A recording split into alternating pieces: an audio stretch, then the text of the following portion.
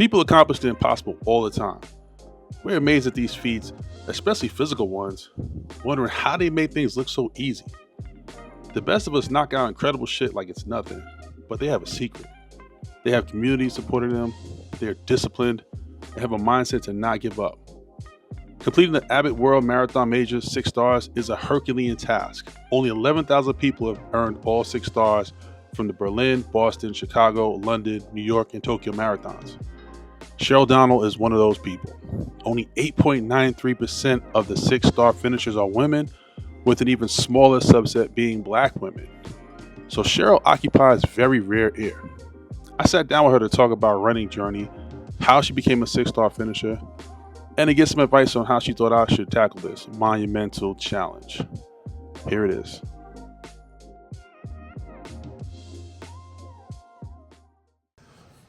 How's it going? It's going good. How are you? Good to see you too. So, I'm on this journey to get my 6 stars. Okay. And you got them already. I do. So I'm trying to figure out how I can get mine. But also, kind of want to hear your story. Okay. And how you started to run. Because everyone has a different story. So I like to hear, I'm a big comic book fan. So I like to hear people's origin story. Okay. So, where you from?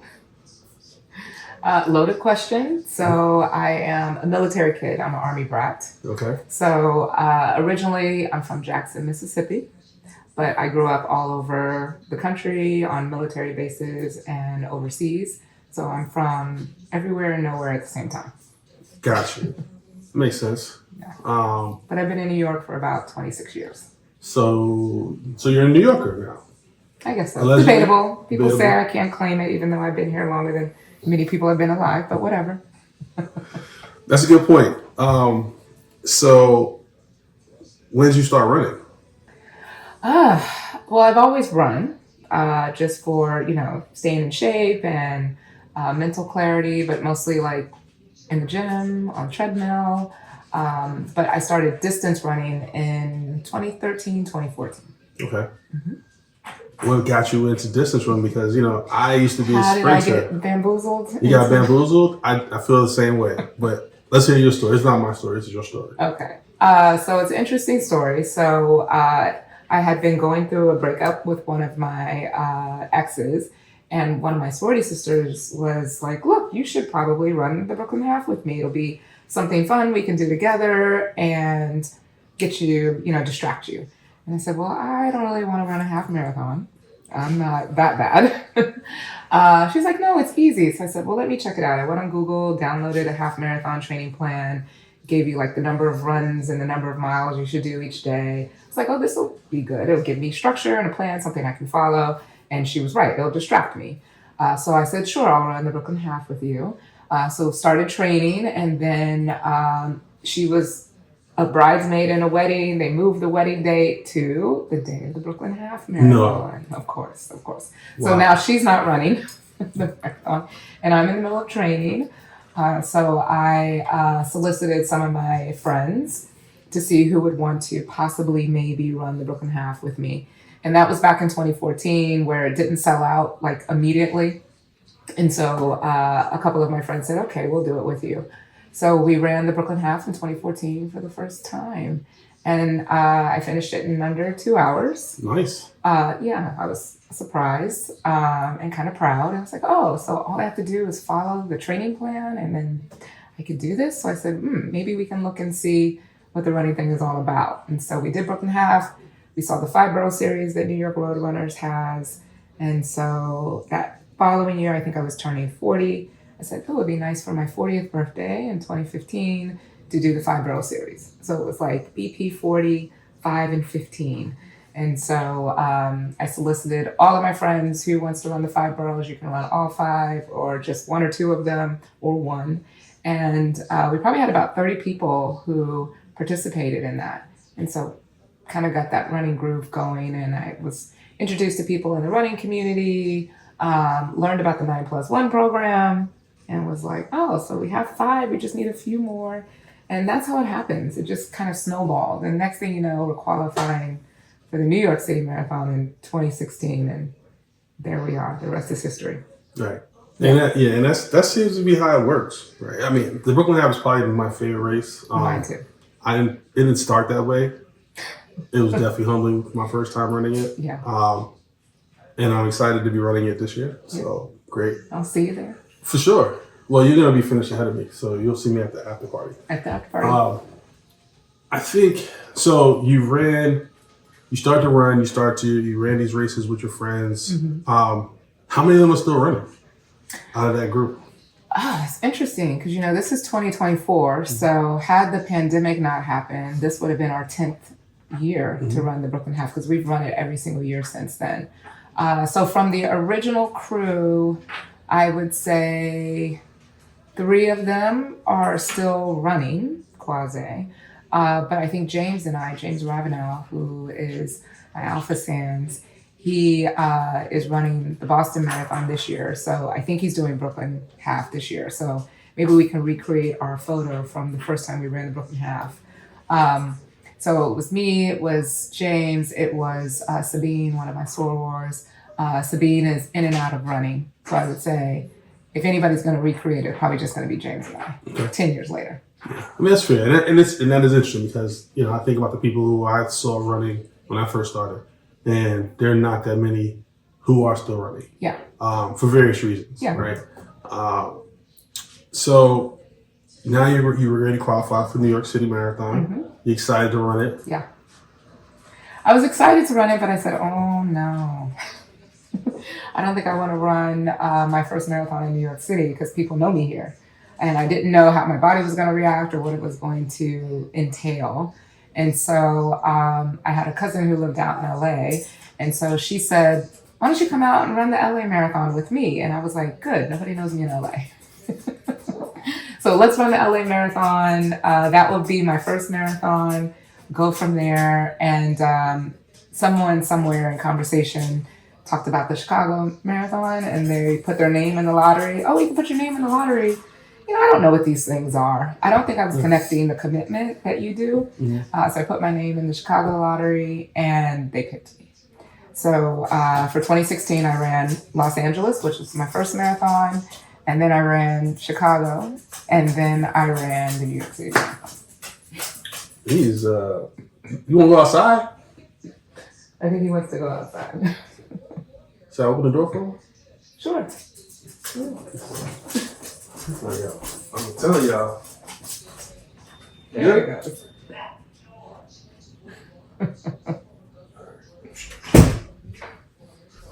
Well, you should have left that open for him. He's going to be right back. So, just in case. Just in case. He was like, yeah. He said, so I want to hear this story. So, how was the LA Marathon? It was great. So 2016, they actually were having the Olympic trials that year. So they moved it to February. So it was moved a little bit earlier than it normally is. And apparently it was like the hottest LA Marathon on record. So it was like in the 80s, bordering 90s. They almost canceled the race. So it was very hot. The race itself was very difficult for me because I overtrained first marathon. Really just didn't know the proper pieces to go into marathon training. So all I did was run. Like I didn't really strength train, I didn't cross train, and I had an overuse injury. And so I went into the race injured. The race was hot.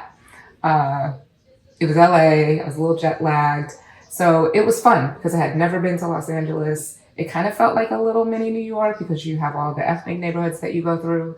So it was a nice experience to be in LA, to see the city, to kind of see what my body was going to do running in a marathon. But I also learned a lot training for that race, what not to do, what to do. But it was amazing. I mean, there's nothing like finishing your first marathon, I'm sure you know. But that marathon, I can't remember the time, but it was over 5 hours. Okay. Yeah. That's not bad. For the first one? Yeah, for the first one. Yeah. 5 hours in that heat? Yeah. Injured too, yeah. And injured, like all these things that are stacked up against you. So you caught the marathon bug. You said, wow, okay. Chicago, now you ran Chicago. Chicago after that, yeah. Then you ran New York, finally. Yeah. And you were like, I'm here, so I can just be running, and everyone's like, yes, Yeah. there you go, Cheryl. I felt like a veteran by the time I got to New York. And then, your celebrity grew from there. All right. So now you've won Chicago, New York. Mm-hmm. What made you now decide, hey, there's these 4 other races out there around the world, these marathons. I should go attack those as well. It's interesting. So that whole 6-star thing in 2016, I think was still kind of new to folks. It wasn't a big thing as it is now, right? Mm-hmm. A lot of people weren't talking about it, but you heard the buzz. I saw people going to like Berlin and London and other places. And part of me was, why would you do that? Why are you spending all the money to go overseas? And the other part was kind of curious, like, what is this about, right? And then I said, well, I've already got 2. Let's see if I just toss my name in this lottery or toss my name over here, what's going to happen? So that's exactly what happened. I put my name in for Berlin. And I think we went in as a group. Like, there's different ways that you can put your name into the lottery, like if you put a group of 3 or 5 or whatever it was. So I put my name in for Berlin and got picked for that lottery. So then ran Berlin. Now I'm halfway in. So I'm committed at this point. Did Project Moonshot with Nike in 2018, which was a great experience. It's a group marathon training program that they had for us, and really learned what it was to be strategic with running marathons. And of course, I've run many other marathons that are not world majors. But it just ended up kind of being a natural flow. I'm doing all these other things, really trying to qualify for Boston was really the focus, which is why I've run so many marathons. But also tacking in those other stars. So once I heard about it, I said, why not? And then, so how'd you feel once you completed that 6? Like, which was your 6th? Was Boston your 6th? Boston was the 6th. So the order that I completed them was Chicago, then New York, and then I did Berlin. And then, I was trying to figure out how to do London and avoid charity, and there's no way to avoid charity in London. So I did a charity for London for 2020, and of course that race was canceled because of the pandemic, and so we ended up running that in 2021. I said, look, I'm getting older. I don't know how long I want to keep running marathons. I'm going to stop playing games. And so for Tokyo, as soon as the charity option came out, I just immediately did charity for Tokyo and ran Tokyo in 2023. And then for Boston, after Tokyo, I received a little note from Abbott that says, you've got your 5 stars, just 1 more to go. And I was like, tongue in cheek, I kind of screenshotted that, put it in my stories on Instagram, and was like, if anybody wants to sponsor me for the Boston Marathon, hit me in the DMs. This is very tongue in cheek. And so my goal in Tokyo was to Boston qualify.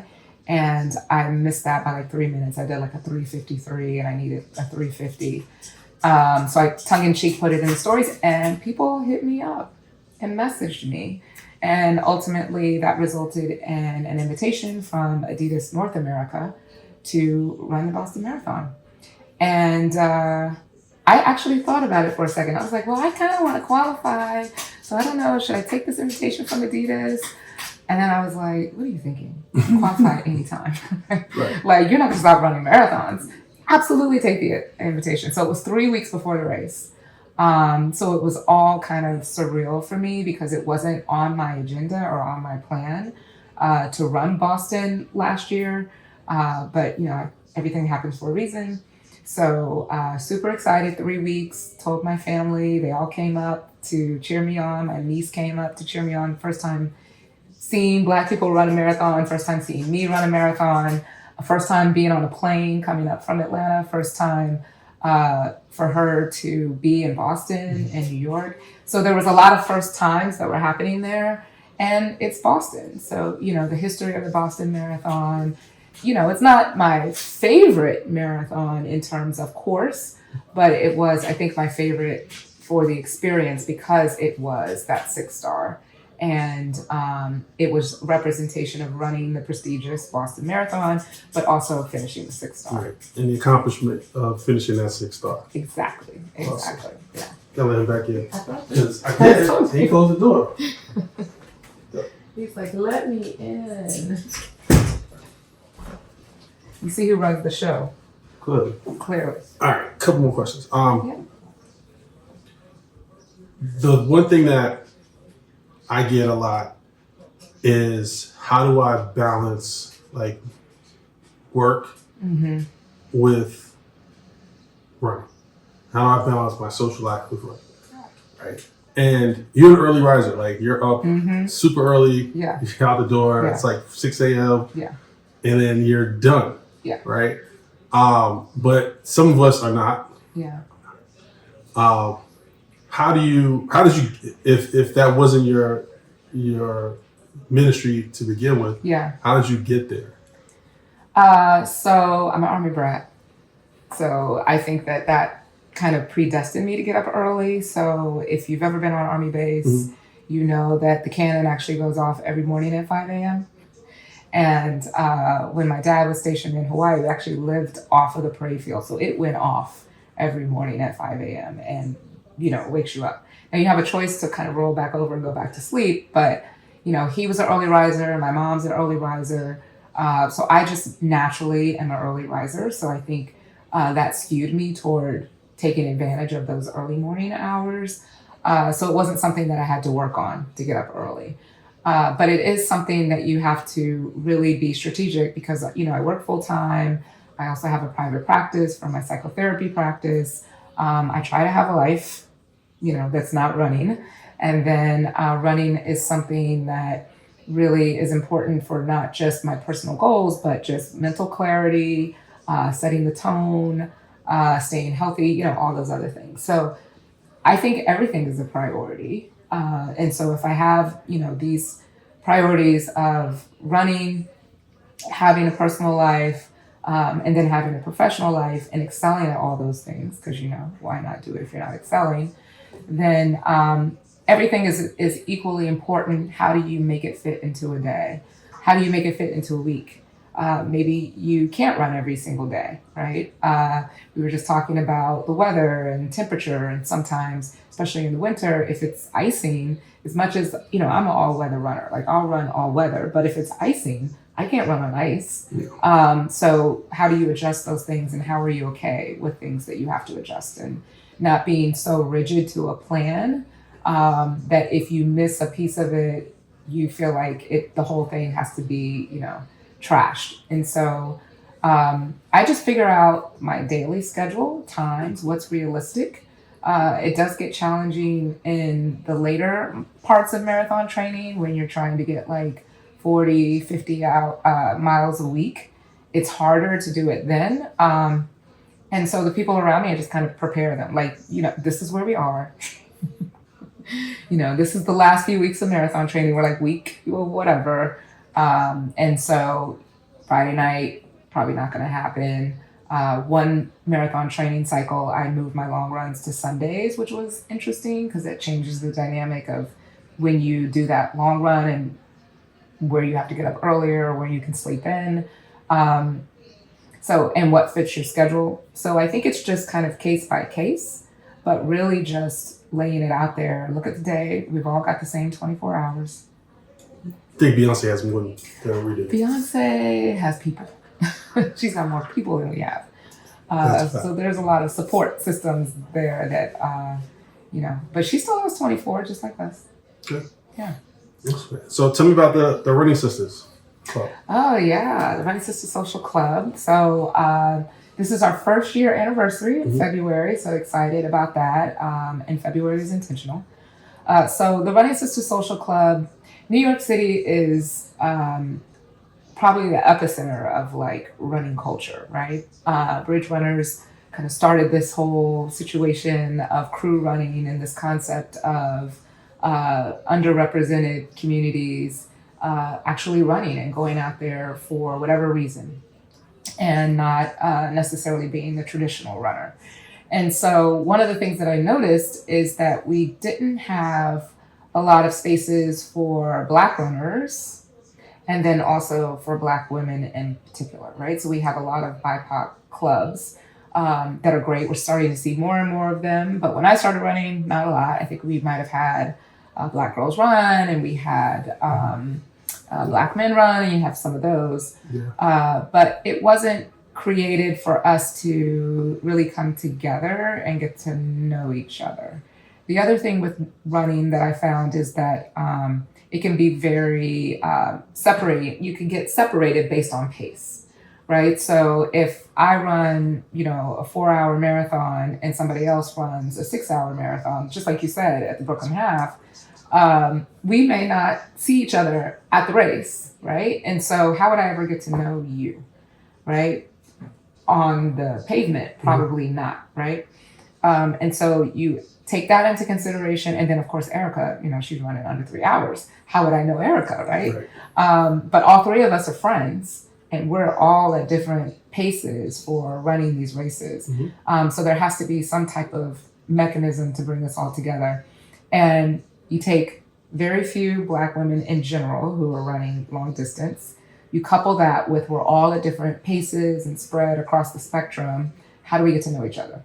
So I didn't want to create another running group because everyone aligns with whatever crew they run with for whatever reason and what they're looking to get out of running. But, it's nice to know who people are. So we created the Running Sisters as a social club for Black women, Black identifying women, to come together and spend time together. If they want to run, because they've told me they want to run. So quick plug, our next Running Sisters event is going to be at the Mile High Run Club in February for our anniversary, where we're going to do a run on the treadmills. So regardless of pace, we're all going to be running together. It's like a running strength class. And then after that, we'll go to brunch. So I still get my social time with everyone. But the point really is to create opportunities for us to get to know each other, regardless of where we live, which borough we live in, which crew we run in, how fast we're running. But just to say, hey, this is another Black woman who runs, and maybe we can talk about balancing our schedules. Maybe we can talk about careers, and all of us are overachievers, I think, by nature. What do you do professionally? That's another thing that we really don't know or talk about. And so just creating a greater community. And it's not to exclude people, that's not the intention. But it is to create an opportunity for us to get to know each other that just hasn't been happening naturally as much as we would like to see. Yeah, no, and it's awesome. I came to the holiday party. Thank you for coming. We fun. Appreciate you. That was dope. And it is good to see Black women work together, but not of course, right? And when I run by myself, 99% of the time I run alone. So I live in Williamsburg, so I don't even think I even see another Black runner at all. Yeah. So until I come to a race, right. And then I'll see them in the beginning, right? Yeah. And then maybe at the end when everyone's like waiting, got their medals and stuff like that, right? So, there is that difficulty of like, how do you like find that time to like get to know people, right? And, so I think it's a great concept, and I'm definitely gonna support it. So. Thank you. Where do you see? So I'm gonna be selfish now. I gotta ask about myself because we talk about you, but this is also about me. Yeah. Trying to get to the 6. Yeah. So where do you see me? What's the area you feel I need the most improvement to get to that 6 stars? Well, I've told you this before that I think you should run more. Yes. Miles. Yes. Regardless of pace, but just more time on feet.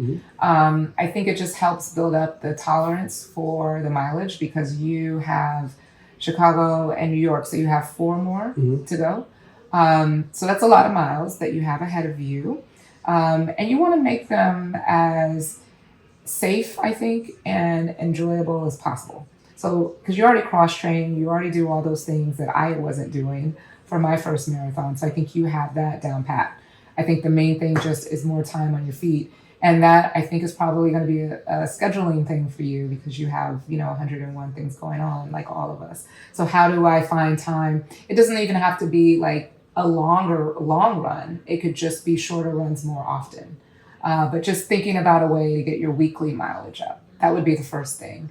And then of course, continue to really look at the different ways to get into the different races, the most efficient ways. Talk to people who've done it like me, and there's a lot of us now.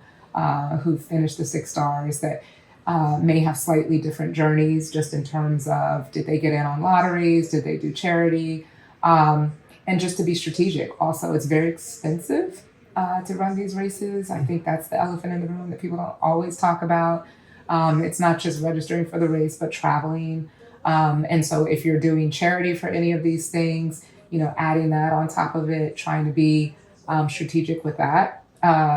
So I would just say lay out a plan, write it in pencil so that if you need to change it, it can be changed. It's not, written in stone, but definitely get more mileage while you're simultaneously figuring out which ones you're willing to do charity for, how much you're willing to raise for those, how often are you willing to just try the lottery? If you don't get in, how many years are you going to go?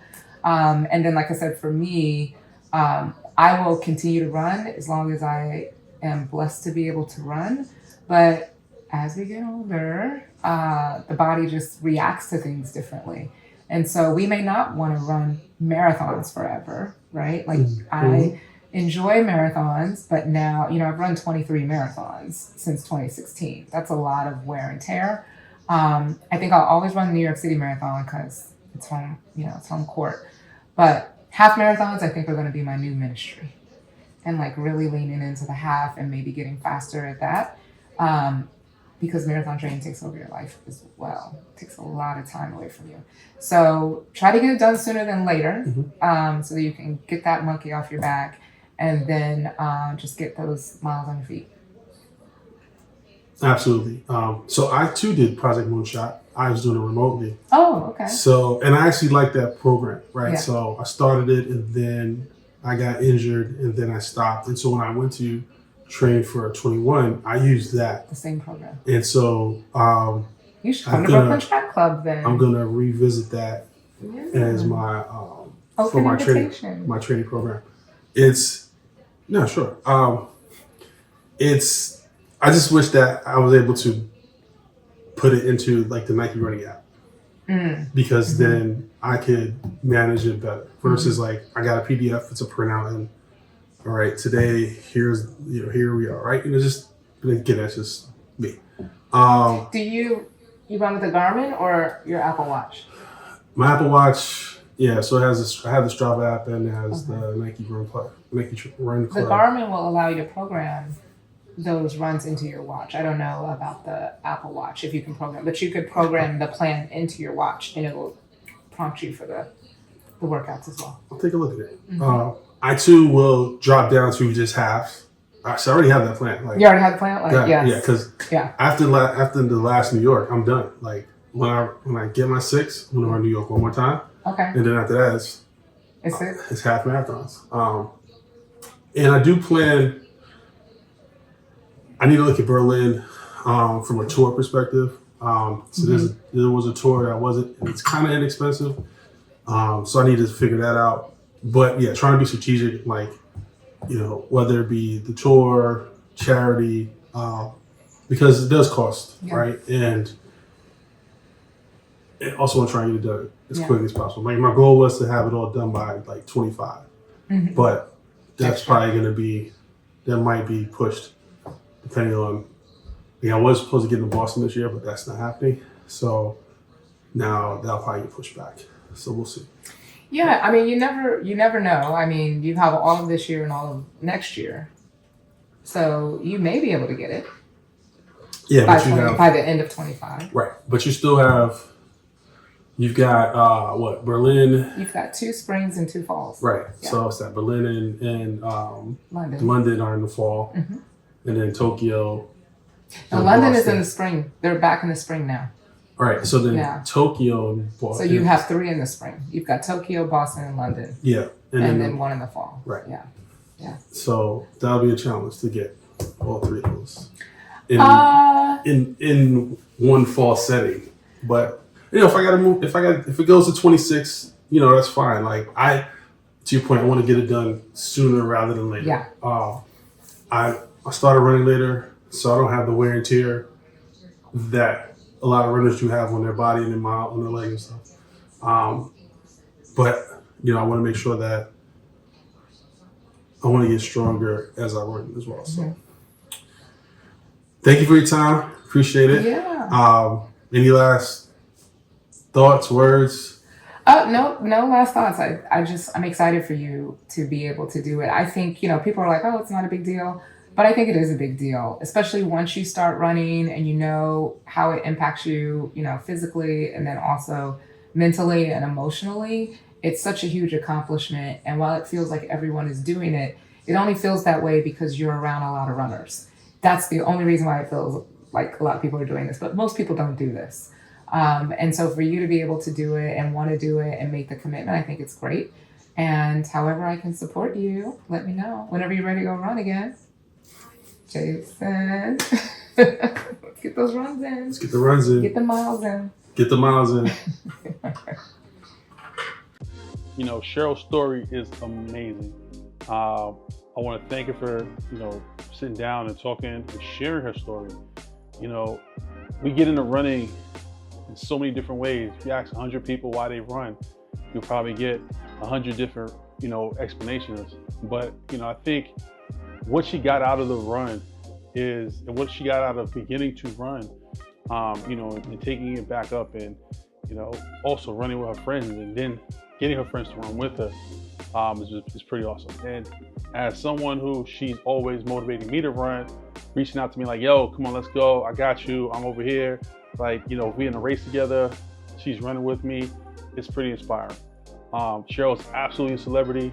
You're on the course with her. You got, everyone knows her. She's completed her 6 stars. She's traveled around the world to get this done. And so for me, again, like I see that it's inspirational, it's aspirational. And it's just a proud feeling, right? To know like this person that busy life, she has a full-time job that has her traveling, multiple places. She's always running and she's always sharing her receipts. She's always holding herself accountable. And so one of the lessons I need to take from that is also holding myself accountable. So as you can see, I'm not home recording, I'm out, but I did run today. And that's to me is the goal, to be able to run when I'm out, run when I'm home, holding myself accountable, and making Cheryl proud, and making you guys proud too. Hope you like this episode. There's more to come. Peace.